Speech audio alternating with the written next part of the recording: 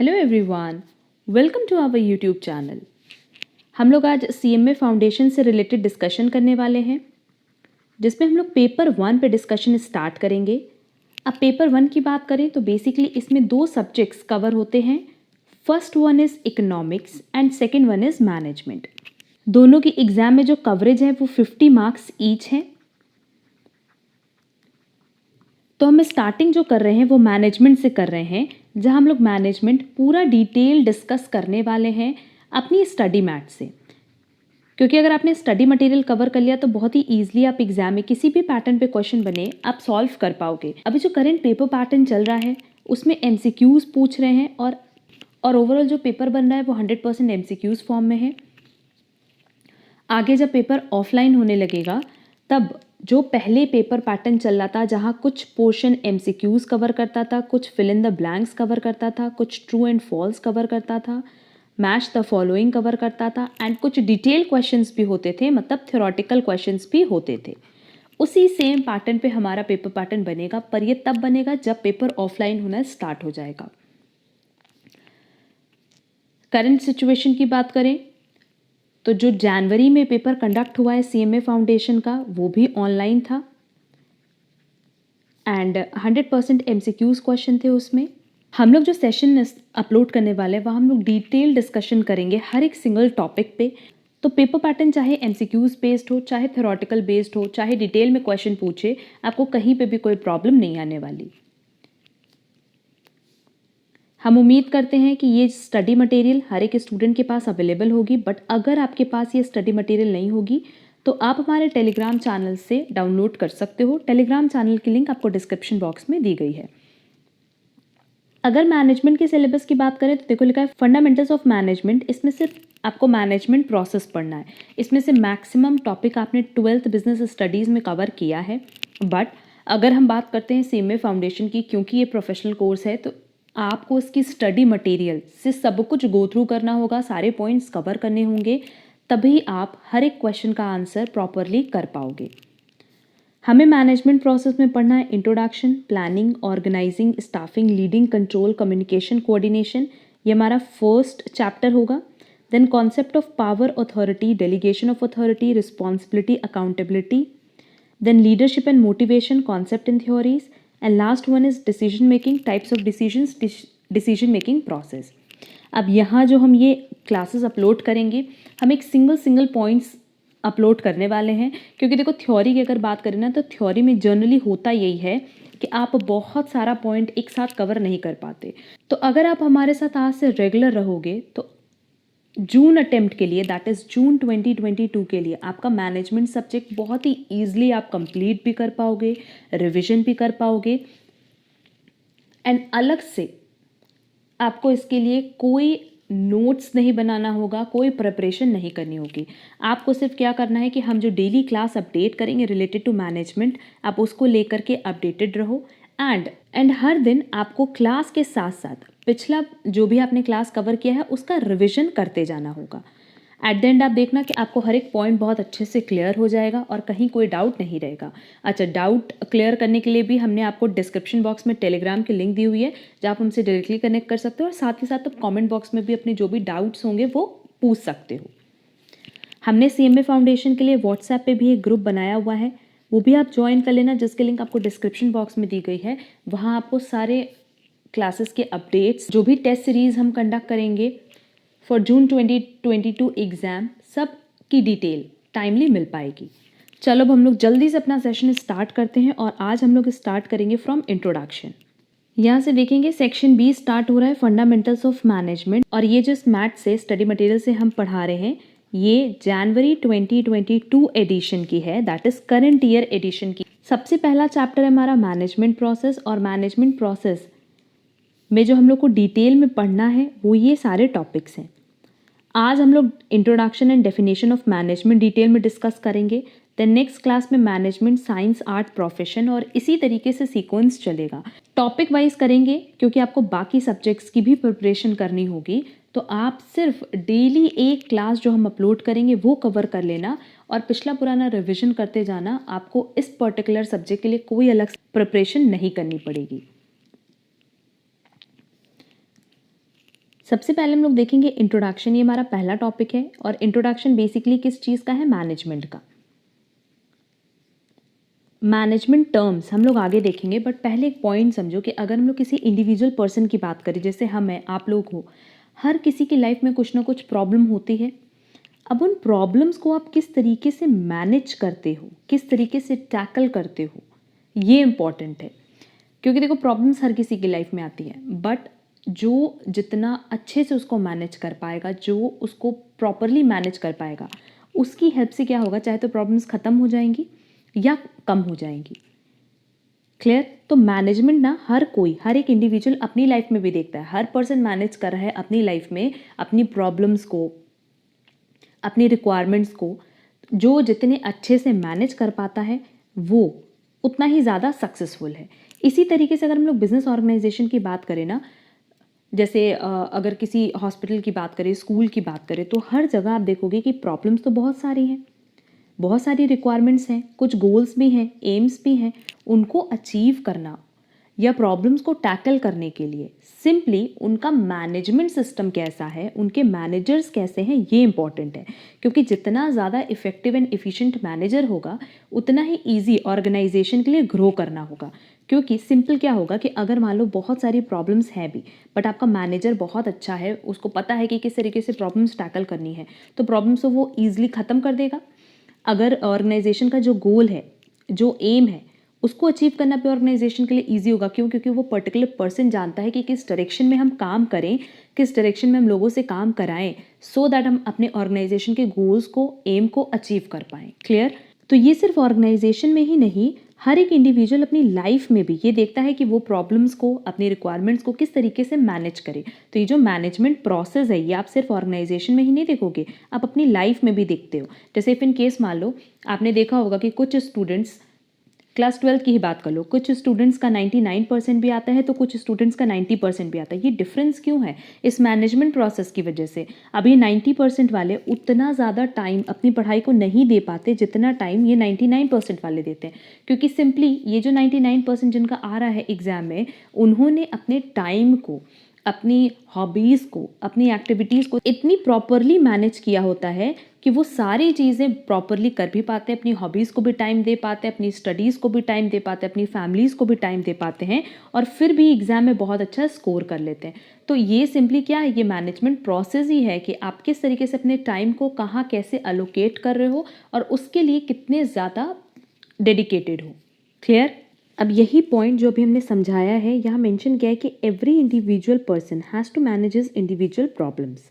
It is more common in group life as we find it in the business, factory, school, hospital, trade union, etc., as well as in the government.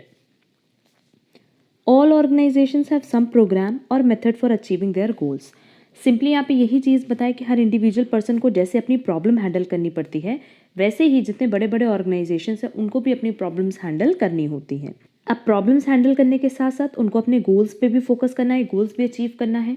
और goals achieve करने के लिए हर एक organisation के अपने अलग programme, अलग method होते हैं। क्यों? क्योंकि जब मैनेजर्स अलग हैं, मैनेजमेंट का तरीका अलग है, तो उनका प्रोग्राम, मेथड, दैट इज़ उनका तरीका भी अलग होगा। Organizations must acquire and allocate the resources necessary to achieve their goals. सबसे पहली चीज़ तो ये बता रहा है कि जो भी रिसोर्सेज ज़रूरी हैं अपने गोल्स को अचीव करने के लिए, उनको अक्वायर करना, दैट इज़ परचेज करना, एंड अलोकेट करना ज़रूरी है। How successfully an organisation achieves its goals, objectives, satisfies social responsibilities, or both depends to a large extent on its managers. If managers do their jobs well, the organization will probably achieve its goals. Managers at every level organize, lead, and control their organizations. Managers may be called as organizational planners, organizers, leaders, and controls. तो simply यही चीज़ इस पूरे paragraph में mention की गई है कि हर एक ऑर्गेनाइजेशन के पॉइंट ऑफ व्यू से बात करें तो उनको अपने गोल्स को अचीव करना होता है, और उन गोल्स को अचीव करने के लिए जो भी प्रॉब्लम्स आती हैं उनको टैकल करना होता है, मैनेज करना होता है। दूसरा पॉइंट कि ये जो गोल्स अचीव करने के लिए रिसोर्सेज है, रिसोर्सेज को अक्वायर करना एंड अलोकेट करना, ये भी बहुत ज़रूरी है। और ये पूरा प्रोसेस मतलब प्रॉब्लम्स को टैकल करना एंड रिसोर्सेज को अलोकेट करना सो दैट गोल्स अचीव कर पाएँ, ये किसका काम होता है? ये मैनेजर्स का काम होता है। तो सिंपली मैनेजर जितना ज़्यादा इफेक्टिव एंड एफिशिएंट होगा, ऑर्गेनाइजेशन उतनी ही सक्सेसफुल होगी। क्लियर? क्यों? क्योंकि यहाँ देखो स्पेशली मेंशन किया है कि एक मैनेजर का काम क्या होता है, उसको हर एक लेवल पे प्लान बनाना होता है, ऑर्गेनाइज करनी होती है चीज़ों को, जो भी रिसोर्सेज रिक्वायर्ड है उसको ऑर्गेनाइज करना होता है, लीड करना होता है एंड कंट्रोल करना होता है। दैट इज़ अगर हम एक ऑर्गेनाइजेशन के पॉइंट ऑफ व्यू से बोले तो मैनेजर प्लानर भी है, ऑर्गेनाइजर भी है, लीडर्स भी हैं एंड कंट्रोलर्स भी है। होपफुली पैराग्राफ सबको क्लियर होगा। नाउ सेकेंड पैराग्राफ में ये चीज़ मेंशन किया है कि जो मैनेजमेंट है, क्योंकि एक अलग फंक्शन है, इसीलिए हमें इसको अलग सब्जेक्ट की तरह स्टडी करना होता है।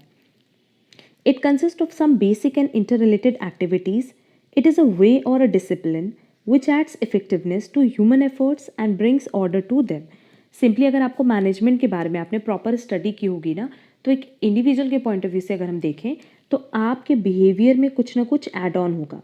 जब भी आप कोई वर्क करोगे तो उसको इफेक्टिवली एंड इफिशिएंटली करने की कोशिश करोगे। As a process it has a dynamic aspect. Dynamic इसलिए क्योंकि बेसिकली ये जो प्रोसेस है ये एक ह्यूमन बिहेवियर पे ही डिपेंड करता है, ह्यूमन की सोच पे डिपेंड करता है, जो कि बेसिकली मैनेजर है यहाँ पे। तो क्योंकि हर ऑर्गेनाइजेशन का मैनेजर अलग अलग होगा तो उसके सोचने का तरीका अलग होगा। तो सिंपली उस सेंस में इसको क्या बोला है? डायनामिक एस्पेक्ट, क्योंकि हर एक मैनेजर अपने पॉइंट ऑफ व्यू से सोचेगा कि किस तरीके से हमें प्रॉब्लम को टैकल करना है, किस तरीके से गोल्स को अचीव करना है, किस तरीके से रिसोर्सेज को अलोकेट करना है। ये 4 लाइन एंड ये पैराग्राफ इररिलेवेंट है, इसलिए इसको रीड नहीं कर रहे हैं, आपको भी रीड करने की ज़रूरत नहीं है। आगे लिखा है कि management principles are universal in nature.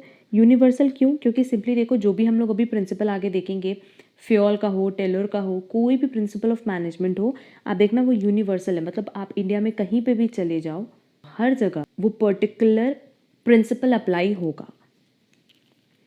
Management is necessary for all types of organisation such as sector, private sector, government department, hotel, hospital, hostels, educational institutes require management for several growth and expansion. आप किसी भी place पे देख लो, किसी भी sector में देख लो, किसी भी डिपार्टमेंट में देख लो, हर जगह मैनेजमेंट की ज़रूरत है. अब इफ इन केस मान लो आज आप स्कूल कॉलेज जाते हो, वहाँ किसी तरह का कोई मैनेजमेंट ही ना हो, तो उस केस में कभी भी आपकी प्रॉपर स्टडीज़ नहीं हो सकती. वहाँ प्रॉपर एक मैनेजमेंट सिस्टम चलता है, कब किसका क्लास होगा, कितने टाइम पीरियड का होगा, कब स्कूल कॉलेज ओपन होगा, कब एंड होगा, ये सब क्या है? ये मैनेजमेंट का पार्ट है. तो आप किसी भी सेक्टर, किसी भी डिपार्टमेंट, किसी भी ऑर्गेनाइजेशन में देखो, विदाउट मैनेजमेंट वो ऑर्गेनाइजेशन रन नहीं कर सकती. There are several managerial positions in any big organization and these positions can be classified into 3 categories on the basis of their authority. Each category is called level of management. तो simply यहाँ पे ये बता रहे हैं कि हर organisation में, भले वो कितना बड़ा ऑर्गेनाइजेशन हो, 3 लेवल ऑफ मैनेजमेंट होते हैं. और बेसिकली ये जो लेवल ऑफ मैनेजमेंट बताया गया ये on the basis of authority बताया गया, that is on the basis of power. There are 3 levels of management. First is top level, second is middle level and third is lower level. Top level management of a company consists of the board of directors, chief executive officer, managing director और the general manager. अब अगर हम लोग बात करें board of directors की, chief executive officers की, managing directors की, तो ये बेसिकली क्या करते हैं? ये डिसीजन लेते हैं किससे रिलेटेड, कि ऑर्गेनाइजेशन में हम कौन सा एसेट परचेज करेंगे, क्या हमारे ऑर्गेनाइजेशन का गोल होगा, ये सब कौन डिसाइड करता है? Top level management. फिर आते हैं middle level management and lower level management. Operative level consist of middle level and lower level management. Lower level management include supervisor and foreman. The level of management is depends upon the size of the organisation. अब देखो top level management जो decision लेते हैं कि हमें कहाँ से asset purchase करना है, क्या हमारे ऑर्गेनाइजेशन का गोल होगा, वो कन्वे करते हैं मिडिल लेवल मैनेजमेंट को. मिडिल लेवल मैनेजमेंट का काम क्या होता है कि वो टॉप लेवल मैनेजमेंट से इंस्ट्रक्शंस लेते हैं एंड वही इंस्ट्रक्शंस वो पास ऑन कर देते हैं लोअर लेवल मैनेजमेंट को. और लोअर लेवल मैनेजमेंट एक्चुअली में काम करते हैं, देखो इसीलिए इसमें कौन आते हैं? सुपरवाइजर और फोरमैन. इनका काम ये होता है कि जो भी गोल्स डिसाइड हुआ है फ्रॉम टॉप लेवल मैनेजमेंट, वो गोल अचीव करना, वो वर्क परफॉर्म करना, ये काम होता है लोअर लेवल मैनेजमेंट का.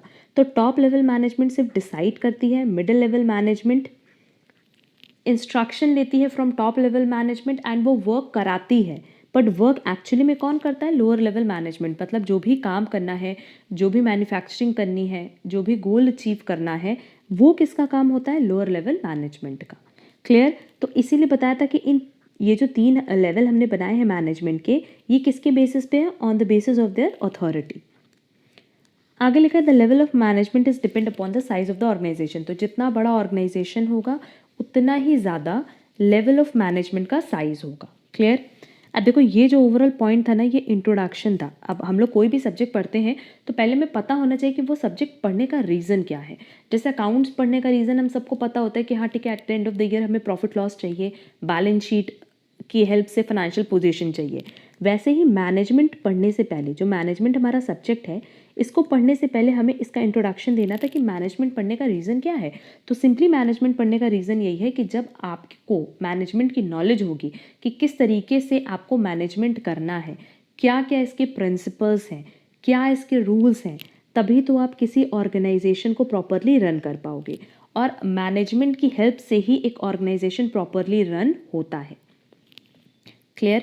इसीलिए हमने इसको आपकी प्रैक्टिकल लाइफ से भी कनेक्ट करके बताया कि अगर आप अपना प्रॉपर टाइम टेबल बना लो और उस टाइम टेबल को फॉलो करो अपनी स्टडीज़ के लिए, अपनी हॉबीज़ के लिए, अपनी अदर एक्टिविटीज़ के लिए, तो आप देखोगे कि आप ईजिली सब कुछ मैनेज कर पा रहे हो। तब अगर ऑर्गेनाइजेशन के पॉइंट ऑफ व्यू से बात करें तो ऑर्गेनाइजेशन को 1-2 लोगों का तो बना नहीं होता, ये इसमें बहुत सारे ब्रांचेस होते हैं, बहुत सारे डिपार्टमेंट्स होते हैं, बहुत सारे एम्प्लॉयज़ होते हैं। तो एक ऑर्गेनाइजेशन को मैनेज करना बहुत ज़रूरी है और इसीलिए हम लोग मैनेजमेंट और मैनेजमेंट प्रोसेस पढ़ते हैं, सो दैट हमें ये पता चल पाए कि किस तरीके से ऑर्गेनाइजेशन को मैनेज किया जा सकता है। क्लियर? तो इन शॉर्ट बोले तो सिंपली मैनेजमेंट ये बताता है कि ऑर्गेनाइजेशन के जो गोल्स आपको अचीव करने हैं वो आप किस तरीके से इफ़ेक्टिवली एंड इफ़िशिएंटली अचीव कर सकते हो, और ये पूरा काम किसका होता है? मैनेजमेंट का। क्लियर? तो introduction exam point of view से रेलेवेंट नहीं था, इससे कुछ भी एग्जाम में नहीं पूछता, बट क्योंकि हमें इस सब्जेक्ट की नॉलेज, इस सब्जेक्ट का बेस आपको बताना था, इसलिए हमने इंट्रोडक्शन का पोर्शन रीड किया। आप चाहो तो बहुत ही ईजिली इसको एग्जाम पॉइंट ऑफ व्यू से स्किप कर सकते हो। अब देखेंगे definition of management. The conventional definition of management is getting work done through people, but real management is developing people through work. Agha Hasan Abedi. Basically अगर हम लोग देखें ना, मैनेजमेंट की जो डेफिनेशन है, कन्वेंशनली या हम कह सकते हैं ट्रेडिशनली, तो यही बोला जाता है कि जब हम लोगों से काम कराते हैं उसी को मैनेजमेंट बोलते हैं। बट अगर मॉडर्न टर्म्स में देखोगे ना, तो मॉडर्न टर्म्स में लोगों से काम कराने को मैनेजमेंट नहीं बोला जाता है, बल्कि ये बोला जाता है कि हम लोगों से काम तो करा रहे हैं बट लोगों को डेवलप करने के लिए लोगों से काम करा रहे हैं, और इस प्रोसेस को हम कहते हैं मैनेजमेंट। क्लियर? ये पर्टिकुलर डेफिनेशन है आगा हसन अबेदी की। इससे एमसीक्यूज बन सकता है, इसीलिए ये लर्न करते चलना साथ ही साथ कि अगर हमारे पास क्वेश्चन में पूछा है getting work done through people but real management is developing people through work, real meaning क्या है? कि लोगों को हम डेवलप करते हैं, उनको इम्प्रूव करते हैं उनके काम से। ये डेफिनेशन है आगा हसन अबेदी की। The person who directs the efforts of others is known as manager. ये तो क्लियर है कि वो पर्सन जो आपसे एफर्ट कराता है, जो किसी पर्टिकुलर पर्सन से एफर्ट कराता है, उसके एफर्ट्स निकालता है उनमें से, सो दैट वो अपने वर्क को प्रॉपरली परफॉर्म कर सके, उस पर्टिकुलर पर्सन को हम क्या कहते हैं? मैनेजर। अब देखो अलग अलग यहाँ डेफिनेशन दी गई है। सबसे पहली डेफिनेशन है हिक्स की। Hicks defined management as a process of getting things done by and through others. तो हिक्स के अकॉर्डिंग जो मैनेजमेंट की डेफिनेशन है वो ये है कि ये एक ऐसा प्रोसेस है जहाँ हम काम कराते हैं, मतलब जो मैनेजर है वो काम कराता है किससे? दूसरों से। Done by and through others. तो मैनेजर का ये काम होता है कि वो जो भी ऑर्गेनाइजेशन के एम्प्लॉयज़ हैं उनके थ्रू एंड उनसे काम कराता है, और इस प्रोसेस को हम कहते हैं मैनेजमेंट। नेक्स्ट डेफिनेशन है मैसी की। उनके अकॉर्डिंग डेफिनेशन मैनेजमेंट की क्या है? The process by which cooperative group directs actions toward common goals. अब ये कोऑपरेटिव ग्रुप कौन है? एम्प्लॉयज़ की बात कराए, जितने भी लोग ऑर्गेनाइजेशन से जुड़े हुए हैं उनकी बात हो रही है। बेसिकली हम लोग यहाँ पे लोअर लेवल मैनेजमेंट की बात करें ऑर्गेनाइजेशन के पॉइंट ऑफ व्यू से, कि उनको एक ग्रुप बना दिया जाता है, कोऑपरेटिव ग्रुप्स, और उनके एफर्ट्स को एक ही डायरेक्शन में हम मोल्ड करते हैं। और वो डायरेक्शन कौन सा होता है? ऑर्गेनाइजेशन के गोल्स को अचीव करना।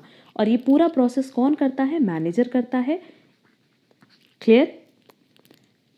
तो एज पर मेसी, मैनेजमेंट क्या है? एक ऐसा प्रोसेस जहां आप कोऑपरेटिव ग्रुप्स के एक्शन को डायरेक्ट कर रहे हो, एक ही जगह मोल्ड कर रहे हो, सो दैट वो ऑर्गेनाइजेशन को गोल्स को अचीव कर पाए। This group involves techniques by which a distinguishable group of people coordinates activities of other people.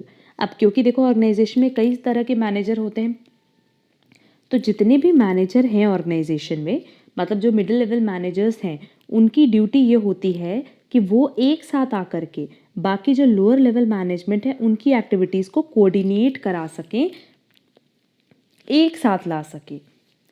Clear? Managers seldom actually perform the activities themselves. Seldom मतलब होता है कभी कदार, तो सिंपली मैनेजर कभी कदार ये जो पूरा प्रोसेस है ये खुद भी परफॉर्म करते हैं, अकेले भी परफॉर्म करते हैं। कोई ज़रूरी नहीं कि ग्रुप ऑफ मैनेजर हो सकता है कि एक पर्टिकुलर मैनेजर ऑर्गेनाइजेशन में हो और वही लोअर लेवल मैनेजमेंट में जितने भी एम्प्लॉयज़ हैं सबको एक ही डायरेक्शन में डायरेक्ट करके कंपनी का गोल अचीव कराने में हेल्प करे। Clear?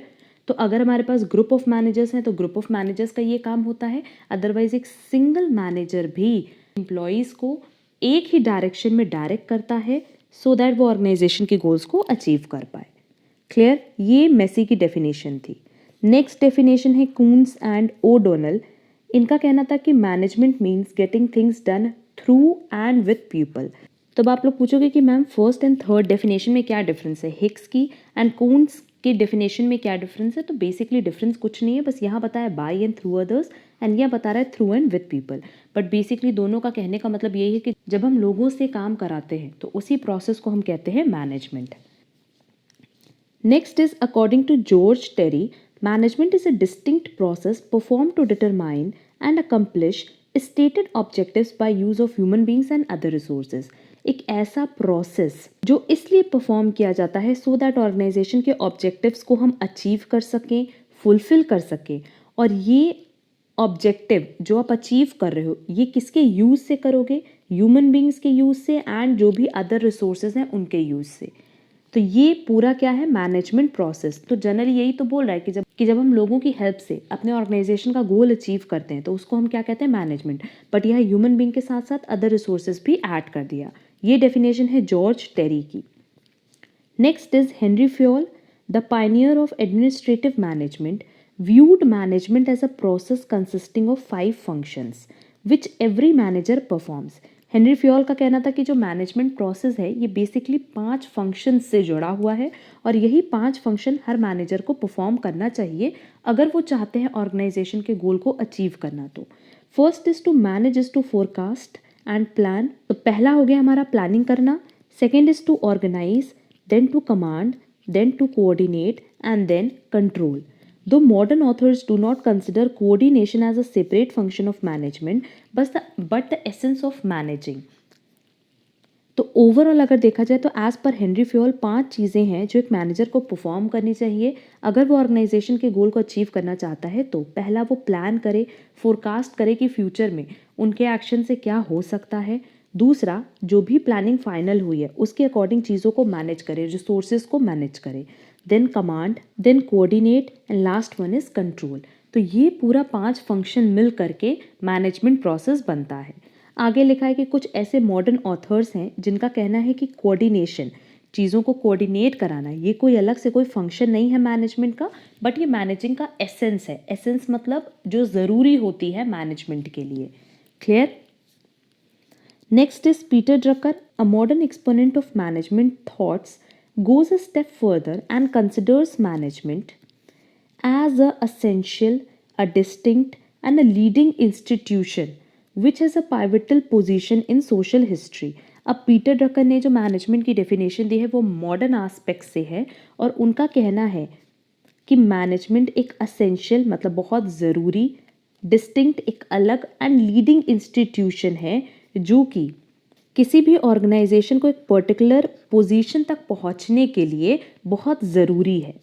Drucker says management which is the organ of society specifically charged with making resources productive, therefore reflects the basic spirit of the modern age. Drucker का कहना है कि अगर हम लोग मैनेजमेंट की बात करें तो मैनेजमेंट जो कि बेसिकली कंपनी के रिसोर्सेज को, ऑर्गेनाइजेशन के रिसोर्सेज को प्रोडक्टिव बनाने में हेल्प करती है, तो वो बेस माना जाएगा किसी भी ऑर्गेनाइजेशन का मॉडर्न एरा में। तो ओवरऑल पीटर ड्रकर का जो डेफिनेशन है वो मॉडर्न सेंस में है। एंड ये डेफिनेशन आप लोग को लर्न करनी है कि management which is the organ of society specifically charged with making resources productive therefore reflects a basic spirit of the modern age. अब हम यहाँ पे यही मान रहे हैं कि क्योंकि हमारे रिसोर्सेज को प्रोडक्टिव बनाने वाला ही मैनेजमेंट है, इसीलिए मैनेजमेंट हर एक ऑर्गेनाइजेशन के लिए बहुत ज़रूरी है। Next, Lawrence Apley has written that management has been defined in very simple terms as getting things done through the efforts of other people, and that function breaks down into at least two major responsibilities, one of which is planning and the other is control. Lawrence Apple का कहना था कि ये तो ठीक है कि management का मतलब है जब हम लोगों से काम कराते हैं, तो लोगों से काम कराने के लिए आपको दो चीज़ें चाहिए as per Lawrence Appley. First one is planning and second one is control. सबसे पहले तो आप प्लान बनाओ कि किस तरीके से उनसे काम कराना है, और दूसरा आपको ये देखना होगा कि जो प्लान आपने बनाया है वो प्रॉपरली इम्प्लीमेंट हो रहा है कि नहीं, तो उसके लिए कंट्रोल ज़रूरी है। तो एज पर लॉरेंस एप्पल सिर्फ दो ही इंपॉर्टेंट फंक्शन है, first one is planning and second one is control. Next, management has been called the art of getting things done through people. अब लोगों से काम कराना भी ना एक कला है, क्योंकि ऐसा नहीं है कि हर कोई लोगों से काम निकलवा सकता है या लोगों से काम करा सकता है, बट एक मैनेजर के अंदर ऐसी क्वालिटी होती है, वो लोगों को ऑर्गेनाइजेशन के गोल्स अचीव करने की तरफ डायरेक्ट कर पाता है। तो ये क्वालिटी जो मैनेजर की है, लोगों से काम कराना, ये क्या है, एक कला है। क्लियर? और ये डेफिनेशन है मैरी पार्कर फॉलेट की।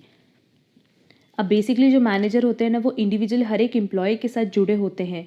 वो उनके गोल को पहले समझते हैं कि उनका बेसिक गोल क्या ऑर्गेनाइजेशन ज्वाइन करने का, और मैनेजर को पता होता है कि एक एम्प्लॉय को ये समझा दे कि आप अगर अपना पर्सनल गोल अचीव करना चाहते हो तो आपको ऑर्गेनाइजेशन के गोल को अचीव करना होगा। तो वो यही समझाते हैं कि अगर आप ऑर्गेनाइजेशन के गोल को अचीव कर लोगे तो अल्टीमेटली आपके जो भी गोल्स हैं, आपके गोल क्या होंगे एज एन एम्प्लॉय, यही होगा कि सैलरी इंक्रीमेंट हो, प्रमोशन हो, इंक्रीमेंट हो, इंसेंटिव्स मिले, बोनस मिले। तो ये कैसे फुलफिल हो सकता है? जब ऑर्गेनाइजेशन का गोल अचीव होगा तो ऑटोमेटिकली आपके जो पर्सनल गोल हैं ऑर्गेनाइजेशन ज्वाइन करने के, वो भी आप फुलफिल कर पाओगे। और यही बात एक मैनेजर प्रॉपरली लोगों को समझा पाता है। Clear? The modern concept of management considers management is the process of utilization of human resources and physical resources in such a manner that organizational objectives are achieved effectively and efficiently. Modern terms में बोले, जो कि हम लोग आगे भी पढ़ेंगे, तो सिंपली मैनेजमेंट का मतलब यही होता है, एक ऐसा प्रोसेस जहां हम ह्यूमन रिसोर्सेज को एंड बाकी फिजिकल रिसोर्सेज को, जैसे मशीनरी हो गई, जैसे रॉ मटेरियल हो गया, उसको यूटिलाइज करते हैं। और यूटिलाइज किस तरीके से करना है? Effectively and efficiently. मतलब एक तो कम से कम कॉस्ट पे और कम से कम लॉस पे। आपका ये काम होता है कि जो रॉ मटेरियल आपने यूज़ किया है, तो जब आप उसको इनपुट को आउटपुट में कन्वर्ट करो तो वहाँ कम से कम लॉस होना चाहिए। क्लियर? तो एक मैनेजर का ये काम होता है कि वो ऑर्गेनाइजेशन के गोल को तो अचीव कराए, ऑब्जेक्टिव्स को तो अचीव कराए, किसकी हेल्प से? With the help of human resources and physical resources. But किस वे में कराए? इफेक्टिवली एंड इफिशिएंटली, कि हमारी कॉस्ट भी कम आए और हमारा जो प्रोसेस में लॉस हो रहा है वो भी कम से कम हो। क्लियर?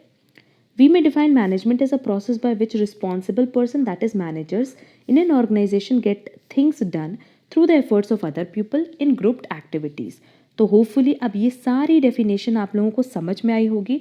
और देखो, एक एक डेफिनेशन समझाने का पर्पज़ यही है कि जो अभी करंट पैटर्न चल रहा है, जो ऑनलाइन पैटर्न चल रहा है एमसीक्यूज़ का, उसमें भी इनमें से कोई सी डेफिनेशन पूछ सकता है और ये पूछेगा कि ये डेफिनेशन किसकी है, तो भी आपको नाम लर्न होना चाहिए।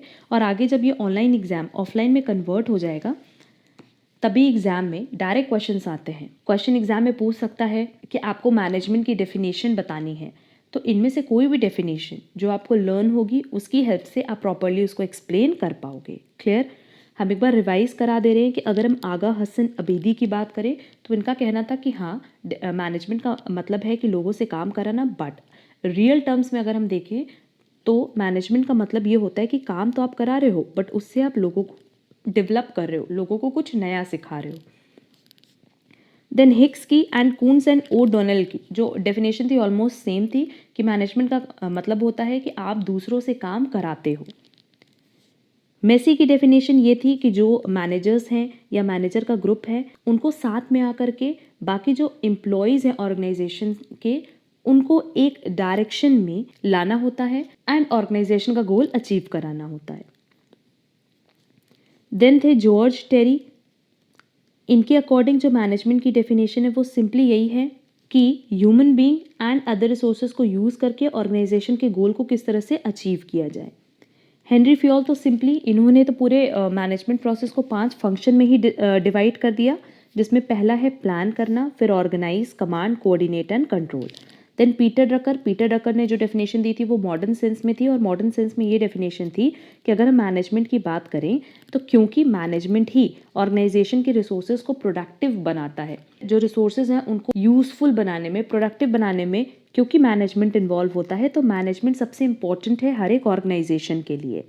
देन डेफिनेशन है लॉरेंस एप्पल की। इनका कहना था सिंपली कि मैनेजमेंट का मतलब क्या है, getting things done through the efforts of other people.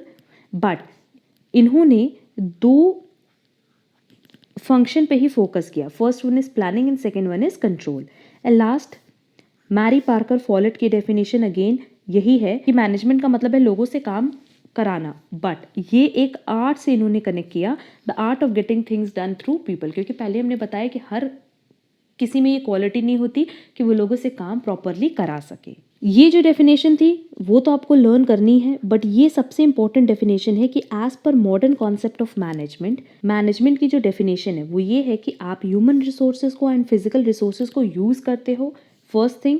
Second thing कि आप ऑर्गेनाइजेशन के गोल को अचीव करते हो, एंड थर्ड कि आपको जो गोल्स अचीव करना है वो इफेक्टिवली एंड एफिशिएंटली करना है, दैट इज़ कम से कम कॉस्ट पे एंड कम से कम लॉस पे। क्लियर? ये ओवरऑल हमारी डेफिनेशन ऑफ मैनेजमेंट थी। अब इस पे इतना ज़्यादा टाइम देने का मेरा पर्पस बस यही था कि आपको हर एक डेफिनेशन मेरे साथ साथ लर्न हो जाए, अलग से आपको इस पे कोई भी मेहनत ना करनी पड़े। तो आज का हमारा ये जो टॉपिक था डेफिनेशन ऑफ मैनेजमेंट, होपफुली सारे स्टूडेंट्स को प्रॉपरली समझ आया होगा। एंड इंस्टीट्यूट की मटेरियल ही हम लोग फॉलो करेंगे। इंस्टीट्यूट की मटेरियल सफिशिएंट है एग्ज़ाम क्रैक करने के लिए। जैसे ये चैप्टर हमारा कंप्लीट हो जाएगा, जो भी एमसीक्यूज इंस्टीट्यूट की मैट में दिए हैं वो सब हम डिस्कस करेंगे। अब अगर आपको हमारा आज का लेक्चर पसंद आया है तो वीडियो को लाइक ज़रूर करना, एंड अगर आप हमारे चैनल पर नए हो तो चैनल सब्सक्राइब ज़रूर कर देना, सो दैट आगे की क्लासेस की नोटिफिकेशन आपको टाइमली मिल पाए।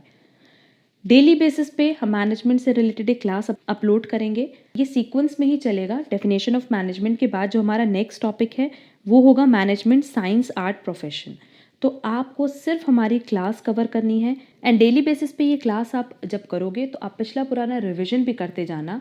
एट द एंड आप देखना कि आपका मैनेजमेंट सब्जेक्ट बहुत ही अच्छे से आप कवर कर पाओगे। सारे एमसीक्यूज भी हम कवर करा देंगे, एंड जो पॉइंट्स रेलेवेंट होंगे वो साथ ही साथ लर्न भी करा देंगे। आप सबको वीडियो कैसा लगा ये कमेंट बॉक्स में आप ज़रूर शेयर करना। हम लोग मिलेंगे हमारी नेक्स्ट क्लास में। आज के लिए बस इतना। Thank you so much.